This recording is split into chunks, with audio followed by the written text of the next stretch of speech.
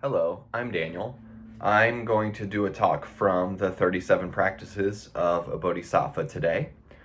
And a bodhisattva, gosh, I say this every time, but a bodhisattva is one who's trying to unleash their full potential, to be more aware, compassionate, mindful in the world. And so that's what this text is about. And there are 37 of these. So this one we're going to talk about today is called Bringing Loss Onto the Path. And I'm going to recite the verse and then I'm going to comment on it. So here's the verse. It is, if someone swayed by great desire steals all one's wealth or incites others to do so, it is the practice of bodhisattvas to dedicate to that person one's physical body, enjoyments, and virtues of the three times. So, that sounds really hard, right? So if someone steals all your wealth, dedicate to them your everything, right? That's what the verse says. And I think that it's kind of hard to get our heads around, but what I think of immediately is Les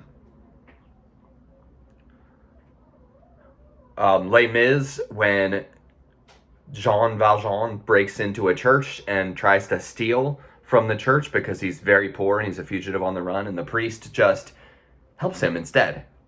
Helps him instead of turning him into the police. Maybe a lot of people don't know that reference, but that's the kind of thing that it is. And I think some people right away are going to be like, what? You're going to let people steal from you? You're going to give to people that steal from you? And I think immediately, like, that sounds weird to me that people would have that reaction. That was my first reaction too. It's weird to me that people would have that reaction because I live in the United States and 75% of the United States is Christian and follows the Bible, and Jesus said things a lot like this, right? Turn the other cheek when you're attacked, just let things happen to you is essentially the teaching of Jesus, and people are unbothered by that essentially. But when they hear this from Buddhism, they're like, what? So I do reflect on that a little, but I want to say I interpret it a little bit differently. And the way I interpret it is this. I don't think if someone steals from you, you should give them everything. But I do think we should think about how to respond to that. Because when someone takes something from you, or incites others to do so, do you try to get it back? Or do you get really upset and try to get it back? Or do you get really upset and not try to get it back? Because I think it's that upsetness that we can manage. I don't think,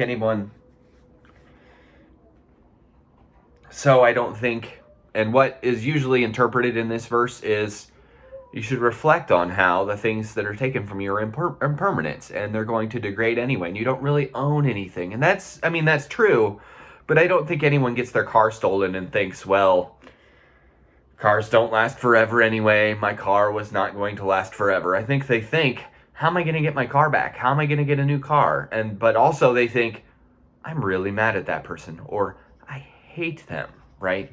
So that's kind of the margin I want to go into is, can we try to get our thing back and also not be mad? Also not be consumed with anger. Consumed. I think of my kids. I think of my kids a lot because I'm home with them right now. But in the quarantine. But not quarantine, but lockdown. I don't know the difference. But anyway, I think of my kids because one kid sees the other kid using their toy and they don't like it, and so they get the toy back, but then they also have a really bad attitude toward the other kid. They're just really mad at them and they're just really holding on to it, even though, like, the situation's solved. You got your toy back, the kid knows not to play with it again, but still we hold on to it like that. And so that's sort of what I think of. It's not that you're gonna think, oh well, everything was going to dissolve anyway, right? That's sort of what we're called to do a little bit. And that's generally how people interpret this. They interpret it as, yeah, if something's taken from you, you just think to yourself, oh, well, it wasn't going to last anyway. I may as well give them more because obviously they need something. And we might think we'd like to be that way, but we're not. We're not. And when someone takes something from us, we get really mad. And this doesn't just apply to material things, but also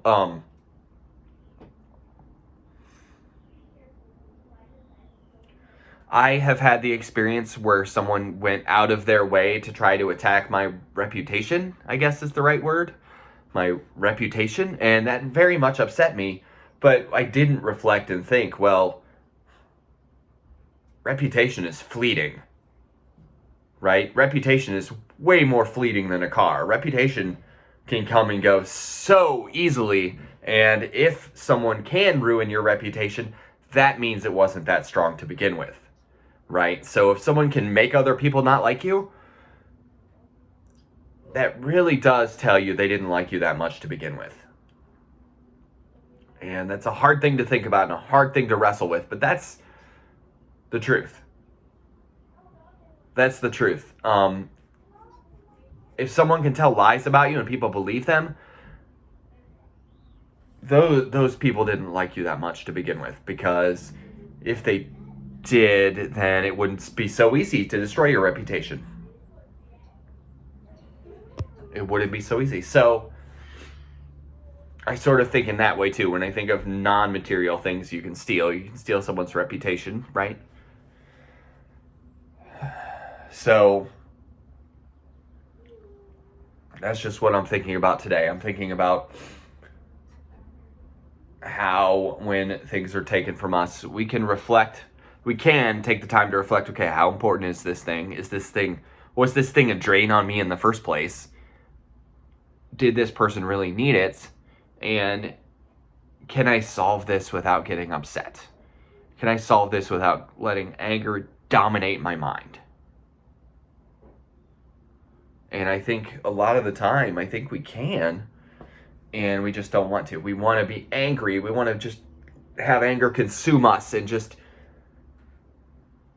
get overwhelmed. We want to, and it doesn't serve us. It doesn't serve us. We can try to fix things. We can try to solve things without being consumed by anger.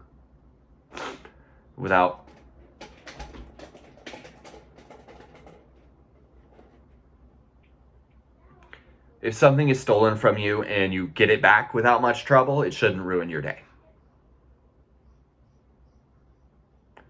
It does, because we feel sort of violated when someone can take things from us. But the point is, your things are not secure. We want to believe they are, but they're not. Nothing you own is secure. Anything can be taken at any time. And if we start to think that way, then hopefully we can minimize that feeling of violation when we realize, oh, well, I mean, stuff gets stolen.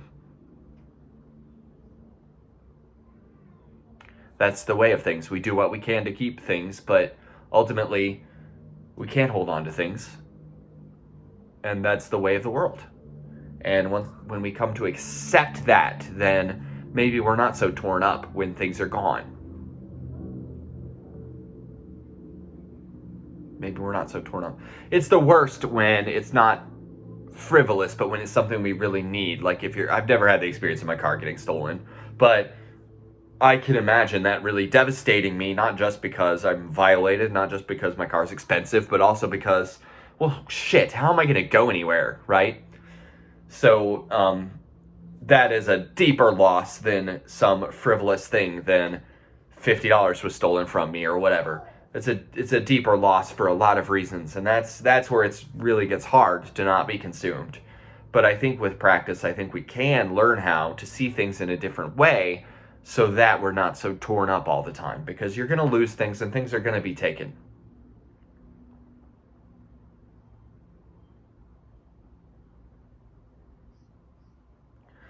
But again, the traditional interpretation of this that I don't like very much is, if something is stolen from you, you should just reflect and be like, well, it was going to fall apart eventually anyway. I think it's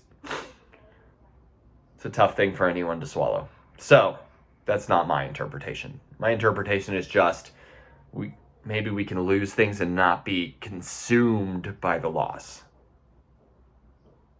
Not be consumed.